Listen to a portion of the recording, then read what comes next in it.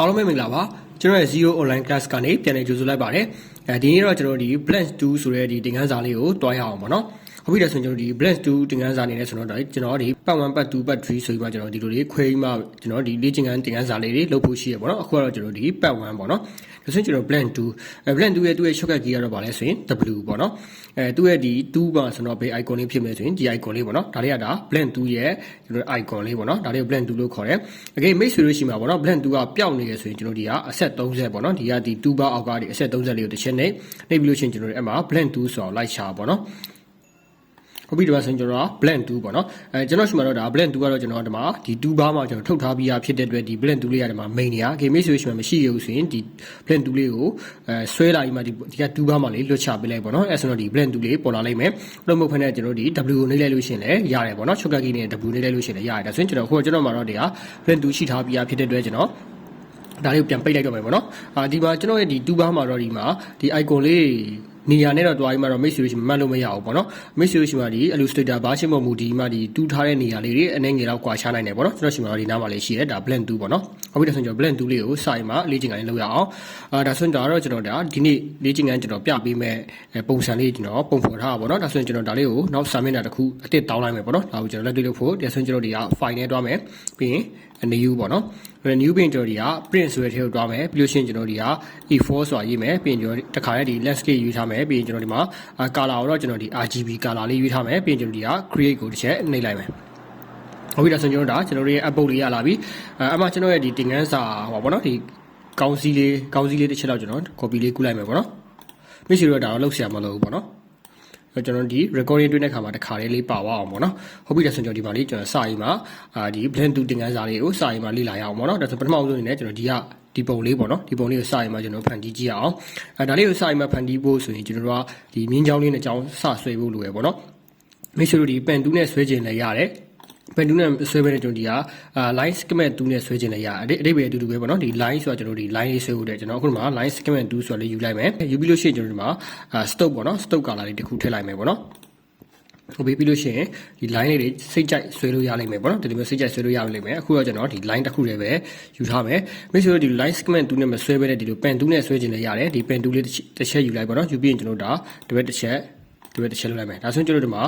သူ့မှာဆက်ပြီးမှဆက်သွားစရာလေးရှိသေးတယ်အဲ့ဒါလေးကိုမိတ်ဆွေတို့ပျောက်ရှင်နေဆိုရင်တခြားတူတစ်ခုခုယူလိုက်လို့ရှင်လည်းရတယ်ဒါမှမဟုတ်လည်းကျွန်တော် keyboard ပေါ်က ESC ဆိုတဲ့ဟာပေါ့နော်ကျွန်တော်ဘယ်ထောင်းအပေါ်မှာလေးရှိရဲအဲ့ဒါလေးနှိပ်ရှင်လည်းရတယ်ကျွန်တော်ဒီတခြားတူလေးတစ်ခုယူလိုက်မယ်အဲ့ဆိုဒါလေးကခဏဟာလေးပျောက်သွားလိမ့်မယ်ပေါ့နော်ဒါဆိုကျွန်တော်ဒီမှာဒီလို line လေးနှစ်ခုရပါပြီရပါရင်ဒီ line ကအရောင်ကနှစ်ခုကအတူတူဖြစ်နေအဲ့ဒါကိုကျွန်တော် color လေးရှင်းမယ်ပေါ့နော်ဒါလေးကိုတစ်ချက်ထောက်မယ်ထောက်ပြီးရင်ကျွန်တော်ဒီက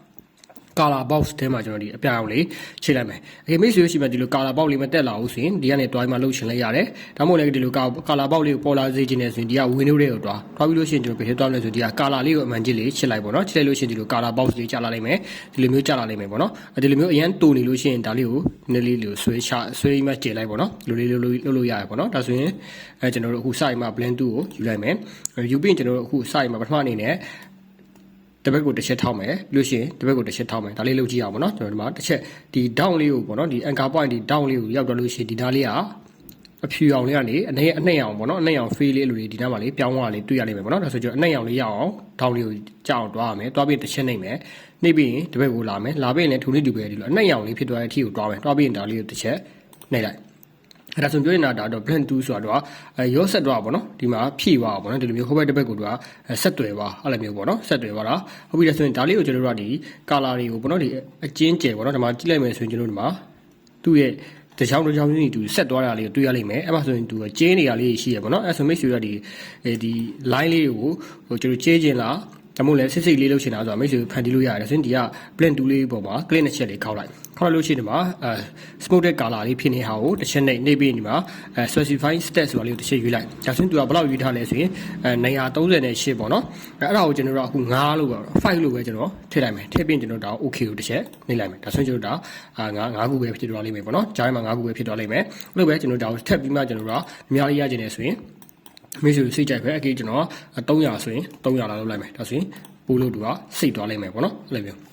ဒီမှာဆိုရင်သူကရင်းစိတ်တေးဦးထင်လို့ရှိရင်ဒီထက်ကိုထပ်ပြီးမှထပ်တိုးလို့ရတယ်ပေါ့နော်ဒါကို click နဲ့ check ခေါက်ဒါကိုကျွန်တော်400လောက်ထားလိုက်မယ်ပြီးရင် okay နေလိုက်ဒါဆိုရင်ဒါပို့လို့အသေးစိတ်သွားလိမ့်မယ်ပေါ့နော်ဒါဆိုရင်ဒီလိုပုံစံလေးရမယ်နဲ့ဒါဆိုရင်စပြီးမှကျွန်တော်တပတ်ကပုံစံသားလေးလုပ်ကြည့်အောင်လုပ်ကြည့်မယ်ဆိုရင်သူကဒီလိုတပတ်နဲ့တပတ်ဆက်တာပုံမှန်နဲ့သူကပြောင်းပြန်ပေါ့နော်အပေါ်အောက်ဆက်တာဒါဆိုရင်ကျွန်တော်ဒီ line segment 2လေးပဲယူလိုက်မယ်ယူပြီးလို့ရှိရင်ပန်တူးနဲ့ဆွဲလိုက်ရအောင်နော်ပြီးရင်ကျွန်တော်ဒီလိုတစ်ချက်ဆွဲမယ်ဆွဲပြီးရင်တပတ်ကိုတစ်ချက်လာပြီးမှဒီနည်းနည်းရှည်ရှည်လေးပေါ့နော်ဆွဲလိုက်မယ်ဆွဲပြီးရင်ဒါကိုကျွန်တော်တို့ color ပေါ့နော် color လေးထည့်မယ်အရောက်မတူရလေးထည့်မယ်ပေါ့နော်ကျွန်တော်အဝါရောင်လေးထည့်လိုက်မယ်အဓိကသူကဘာဖြစ်နေရမလဲဆို free တော့ဖြစ်နေလို့မရဘူးပေါ့နော်အဓိက stop ဖြစ်နေရမှာဒါ line ဆိုတော့ပြီးလို့ရှိရင်ကျွန်တော်အခုဒီblend 2ယူမယ်ယူပြီးရင်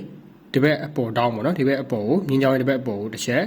ထောက်မယ်ထောက်ပြီးအခုကဒီအပေါ်လာမထောက်တော့ဘဲနဲ့ဗာလေးကိုထောက်လိုက်မယ်ဆိုရင်ဒီအောက်ကလေးကိုလာပြီးမှ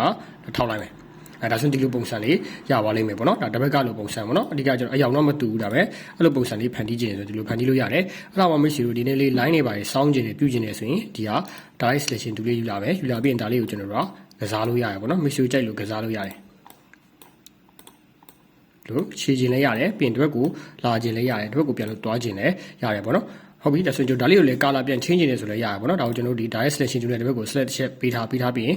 စိတ်ကြိုက်အောင်ချိန်လို့ရတယ်ဒီလိုမျိုးပေါ့နော်ပြောင်းလဲလို့ရတယ်ဟုတ်ပြီအဲ့တော့မှခဏမှလိုမျိုးဒီမှာ line တွေကဒီကျွန်တော်ကစစ်လေးရခြင်းနေဆိုရင်ဒီ blend 2ကိုပြန်ယူမယ် click နဲ့ check ခေါက်မယ်ခေါက်ပြီးရင်ဒီမှာကျွန်တော်ဒီ specify stat ဆိုတာလေးရွေးပြီးမှဒီထက်ကိုကျွန်တော်တို့ပို့လို့များပေးလိုက်ပေါ့နော်ပြီးရင် okay လေးတစ်ချက်နှိပ်လိုက်ဒါဆိုဒီလိုပုံစံလေးရသွားလိမ့်မယ်ပေါ့နော်ဟုတ်ပြီဒါဆိုဒီလိုပုံစံလေးကိုနားလည်မယ်လို့မျှော်လင့်ပါတယ်ဒါဆိုဆက်ပြီးမှကျွန်တော်တို့နောက်ထပ်သင်ခန်းစာလေးကိုဆက်သွားကြည့်အောင်ပေါ့နော်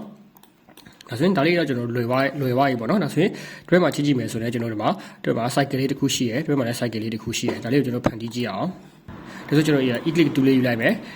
်ပေါ့နော်တွဲ shortcut key ကတော့ဒါဆိုရင်ကျွန်တော်တို့ဒီမှာကျွန်တော်တို့ဒီ cycle လေးတစ်ခုဆွဲမယ်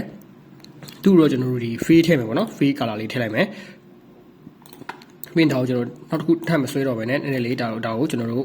copy လေးပွားလိုက်မယ်ပေါ့နော်ပြီးရင်တော့ကျွန်တော် color နောက်တစ်ခုချိန်ထားလိုက်မယ်ပေါ့နော်ကျွန်တော်ဒီအရောင်လေးတစ်ရောင်ထည့်လိုက်မယ်ဒီမှာကျွန်တော် stock ကြီးဖြစ်နေတာပေါ့နော်ဒီ fade ကိုပေါ်တင်ပြီးမှ stock လေးထည့်လိုက်ဒါဆိုရင်ကျွန်တော်ဒီလိုရပါပြီပြီးမှကျွန်တော်တို့ကဒီ blend 2ယူမယ်ပြီးရင်တစ်ဘက်ကိုတစ်ချက်ထောက်မယ်ပြီးရင်တစ်ဘက်ကိုတစ်ချက်ထောက်ပေးလိုက်မယ်ဒါဆိုရင်ကျွန်တော်တို့ဒါဟောဘက်ကပုံစံတိုင်းလေးရပါပြီပေါ့နော်မရှိတော့ဒါကို direct selection တူလေးယူမယ်ယူပြီးရင်တစ်ဘက်ကို color change နေဆိုတစ်ဘက်ကိုတီးတဲ့ selection ပေးမှ color ကိုစိတ်ကြိုက်ပြောင်းလဲလို့ရတယ်ပေါ့နော်ပြောင်းလဲလို့ရတယ်ဟုတ်ပြီအဲ့ထားမှာခဏမှလိုမျိုးဒီမှာကျွန်တော်ဒီကြေးလေးရခြင်းနေဆိုရင်ဒီမှာကျွန်တော် specify stat ကို draw ပြီးမှကျွန်တော်တို့